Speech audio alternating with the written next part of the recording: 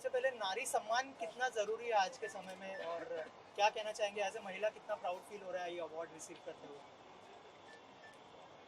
मेरा ये मानना है कि ऐसा कोई क्षेत्र नहीं है जिसमें नारी ने अपना परचम न लहराया हो, ऐसा कोई कार्य नहीं है जो नारी ने न कर दिखाया हो, लेकिन फिर भी नारी को अपने अस्तित्व के लिए लड़ना पड़ता है।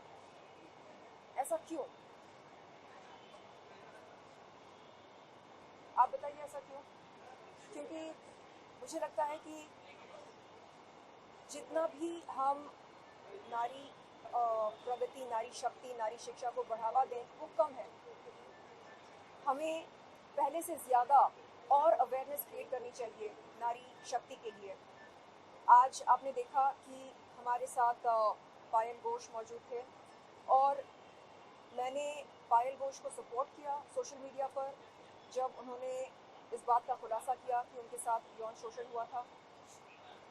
कई लोगों ने उन पर उंगली उठाया और ये पूछा कि हम ये कैसे मान लें कि आपके साथ वो हुआ जो आप होने का दावा कर रही हैं।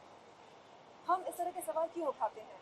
हम ये क्यों मानते हैं कि जब कभी कोई नारी अपने यौन शोषण के बारे में कोई बात रखती है समाज के सामने, वो केवल एक पब्लिसिटी स्टंट होता है? ऐसा क्यों मानते हैं हम? ये सोच कैसे पैदा होती है और क्यों पैदा होती है? हम क्यों विश्वास नहीं करते नारी पर? और शायद हमारे इस बर्ताव की वजह से ऐसी बहुत महिलाएं हैं जो आगे आकर अपने इस तरह के अनुभव के बारे में नहीं बताती हैं। उन्हें लगता है कि अगर मैं कुछ बोलूं तो ये आरोप लगाया जाएगा कि ये कोई पब्लिसिटी स्टंट है, जो कि नहीं है।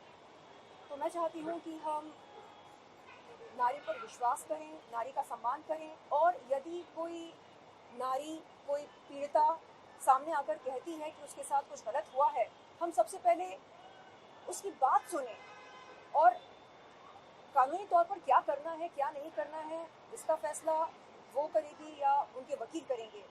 लेकिन हम कम से कम सुन तो सकते हैं कि वो क्या कहना चाह रही है। सुनने से पहले ही हम ये वर्डिक्ट देते हैं कि नहीं नहीं नहीं नहीं, ये यकीनन कोई स्टंट होगा, इसको पब्लिसिटी चाहिए, ये चाहिए, वो चाहिए। इस तरह का हम मीडिया ट्रायल करना शुरू करते हैं, जो कि गलत है। तो मैं चाह रही हूँ कि हम तहे दिल से नारी का सम्मान करें और अच्छी तरह ये समझ लें कि बगैर नारी के विकास के देश का विकास कैसे हो सकता है। शैली, जिस तरीके से आपने कहा कि एक बार लड़की की बात सुन लेना चाहिए एंड उस पर बाकी डिसाइड वकील एंड कानून करेगा, तो आपको नहीं लगता कई बार इन सारी बातों का गलत मिसयूज भी हो जाता है? जिस तरीके से हाल ही में हम सब देख रहे हैं, एक जोमेटो वाला एक केस हुआ है जहाँ पे लड़की बोल रही है कि उसे जोमेटो गाय ने उसे मारा है एंड लड़का उसमें अलग दिखाता है। जोमेटो के एग्जीक्यूटिव ने उस लड़की का कहना सुना और सुनकर जोमेटो के एम्प्लॉय को सस्पेंड किया, करेक्ट? लेकिन क्या हम ये कहते हैं कि लड़की हमेशा सही होती है और लड़का हमेशा गलत होता है? बिल्कुल नहीं, हम ये नहीं कह रहे हैं। हम कह रहे हैं एक बार आप सुन लीजिए। तो मैं धन्यवाद देती हूँ जोमेटो के एग्जीक्यूटिव को, जो उन्होंने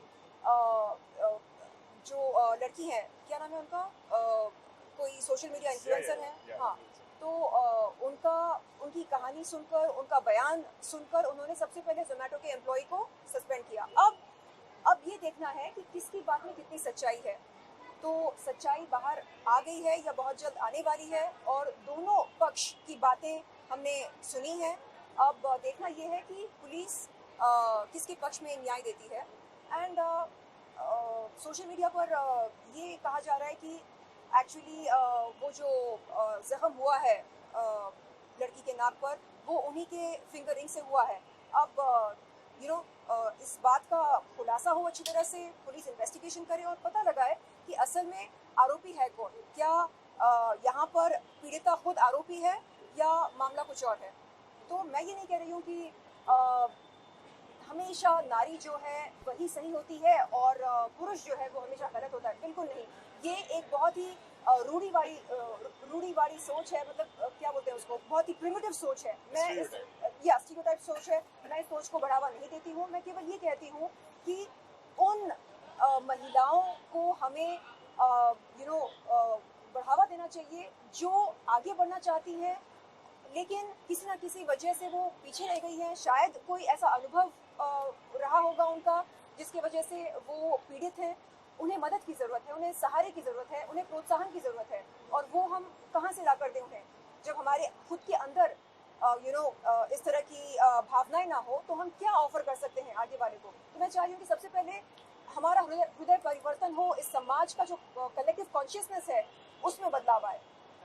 शर्लिन, आपसे बहुत सारी महिलाएं इंस्पायर होती है, आपको कौन इंस्पायर करता है आपकी लाइफ में? मुझे कौन इंस्पायर करता है? मैं मेडिटेशन करती हूँ हर सवेरे। आजकल मैं 6:30 बजे उठ रही हूँ। मैं चाहूँगी कि और जल्दी उठूँ। तो उठकर जब एकांत में बैठती हूँ बहुत अच्छा लगता है। एंड एक खुद को मैं शक्तिशाली महसूस करती हूँ एकांत में बैठकर।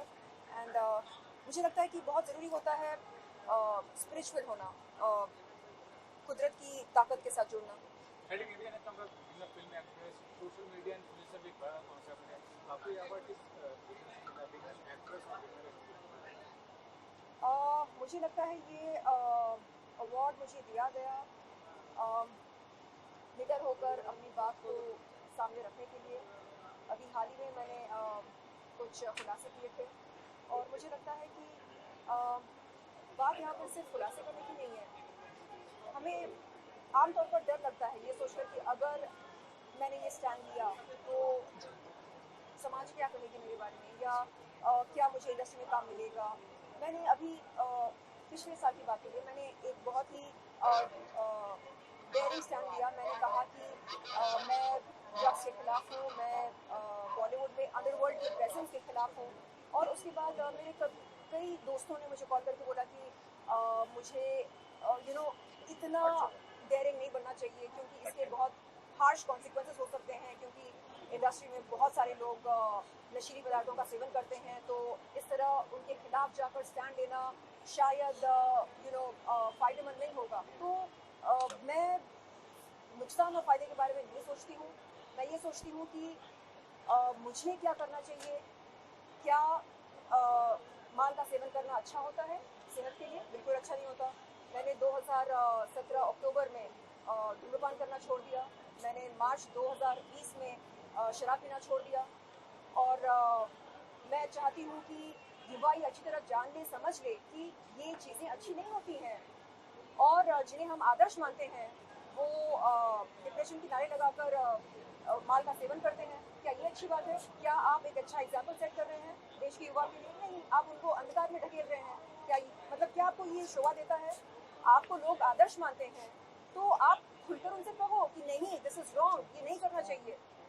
हमें लगता है नहीं, बस फिल्में करो, अवार्ड्स जीतो, एंडोर्समेंट्स करो, पैसा कमाओ, बस लाइफ सेट है। नहीं, आप देश के लिए क्या कर रहे हैं? आप देश के युवा के लिए क्या कर रहे हैं?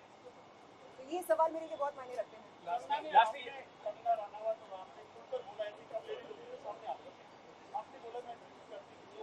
जी बिल्कुल।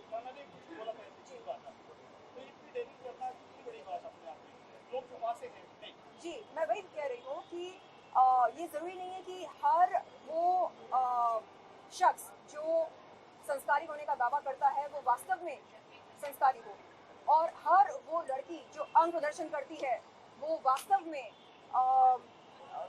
शराबी हो या स्मोकर हो या नशेड़ी हो। ये ज़रूरी नहीं है। तो स्टीरियोटाइप से हमें बाहर निकलना चाहिए, एंड हमें ये सोचना चाहिए कि हम देश के लिए क्या कर रहे हैं। क्या कर रहे हैं आप देश के लिए? आप कोई मैसेज दे रहे हैं देश के युवा को? क्या मैसेज दे रहे हैं आप देश के युवा को? आप ये बोल रहे हैं कि जब आप डिप्रेस फील करते हैं, नो प्रॉब्लम, आप माल का सेवन करो, आप सुट्टा पियो, आप दमारो दम करो, आप नशेड़ी बन जाओ। ये क्या किस तरह का मैसेज है ये? हाँ, आपको नहीं पता कि इसके क्या कॉन्सिक्वेंसेस होते हैं?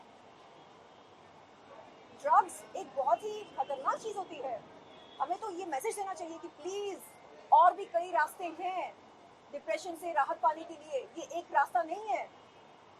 मैं चाह रही हूँ कि इंडस्ट्री के सभी लोग सामने आएं और एक होकर बोलें कि enough is enough, no more drugs, no more drugs, no more alcohol, no more rave parties, enough is enough. इस तरह का स्टैंड लेना चाहिए।